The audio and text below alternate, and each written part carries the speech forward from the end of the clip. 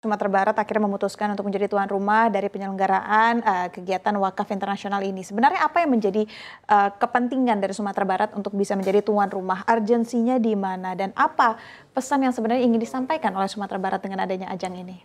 Ya, sebetulnya bicara masalah wakaf itu kan sudah difahami oleh sebagian, tapi masih dalam skala yang terbatas. Nah, maksud itu kita ingin mengungkap secara lebih luas lagi, seperti kata tadi, tidak hanya sebagai ibadah, akan tapi wakaf ini menjadi jawaban dari permasalahan-permasalahan ekonomi yang ada di masyarakat yang bertumpu kepada kekuatan umat itu sendiri. Dan terbukti misalnya di luar negeri, keseriusan negara-negara di Timur Tengah misalnya, itu ada menteri wakaf.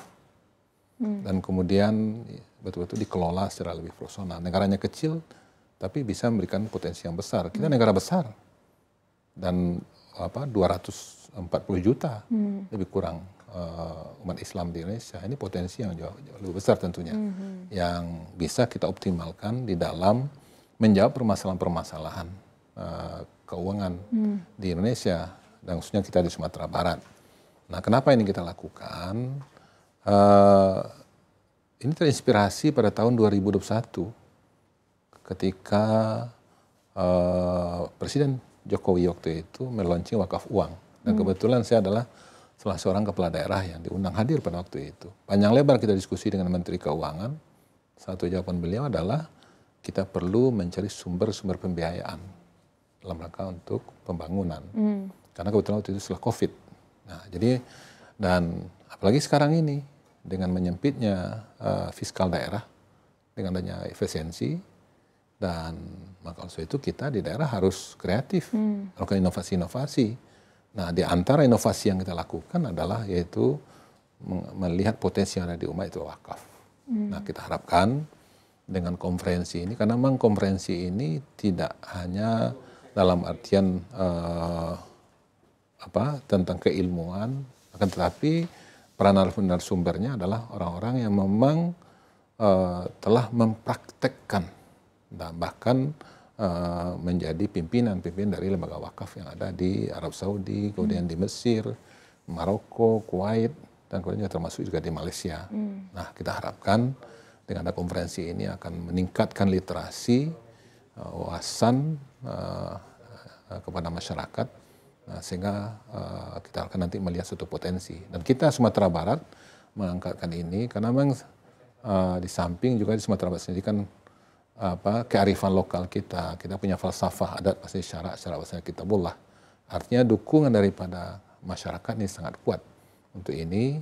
Nah, sehingga kita harapkannya akan bisa menjadi suatu potensi yang akan bisa menjawab permasalahan-permasalahan dalam rangka untuk penguatan dan memperlebar fiskal di daerah.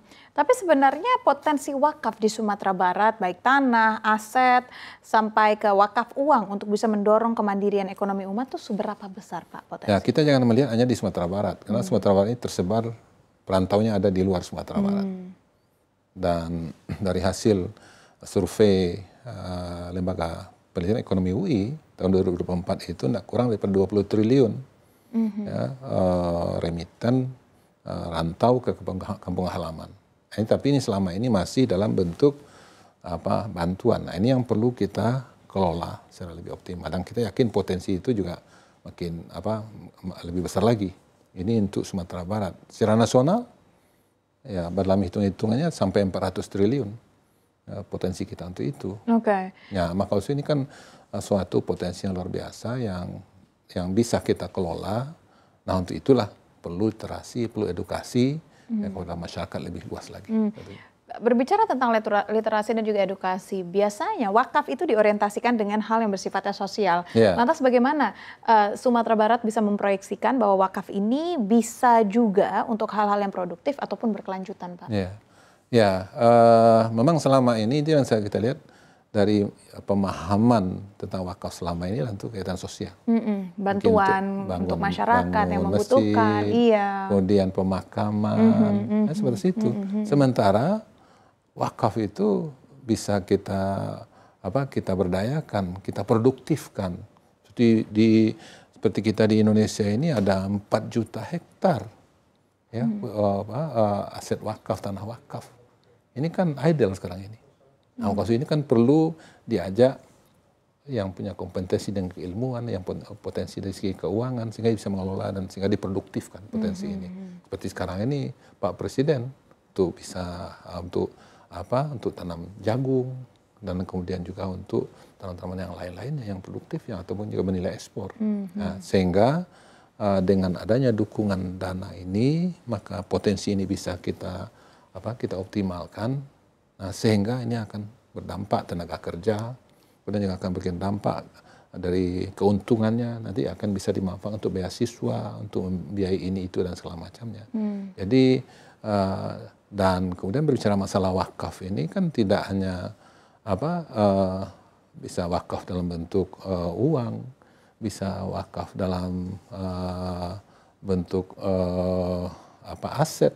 Nah, itu dikelola. Nah, maka oleh sebab itu perlu penguatan dari sisi pengelolaannya atau nazirnya. Nah, ini nanti ya juga menjadi bagian itu, makanya agenda kita ini juga memberikan sertifikat pelatihan kepada para nazir-nazir ya, sehingga betul-betul nanti dikelola secara profesional dan dengan memanfaatkan teknologi sehingga transparansi juga akan terbangun, sehingga akan tumbuh kepercayaan daripada masyarakat untuk menitipkan wakafnya sebagaimana yang sudah menjadi budaya di banyak negara. Seminar ini sebenarnya melibatkan peserta dan juga berbagai negara. Betul. Ya. Apa nilai khas Minangkabau yang ingin Bapak tonjolkan di forum internasional ini? Ya, kita Sumatera Barat dalam hal pengelolaan wakaf ini kita didukung oleh kearifan lokal kita. Dan alhamdulillah kearifan lokal ini juga sudah dikuatkan oleh pemerintah melalui Undang-Undang Nomor 17 tahun 2022. Apa kearifan lokal itu adalah adat bahasa syarak bahasa kitabullah. Artinya nilai-nilai spiritualisme di Minang itu sudah menjadi budaya. Nah, artinya ketika wakaf yang memang notabene di sini adalah merupakan bahagian daripada ajaran Islam, nah tentunya akan mudah difahami oleh masyarakat, sehingga ini yang menjadi kekuatan kepada kita. Itu makanya kita menginginkan dengan ada konferensi ini Sumatera Barat akan berada di depan dalam rangka menjadikan daerah menjadi center of excellence dalam hal perwakafan.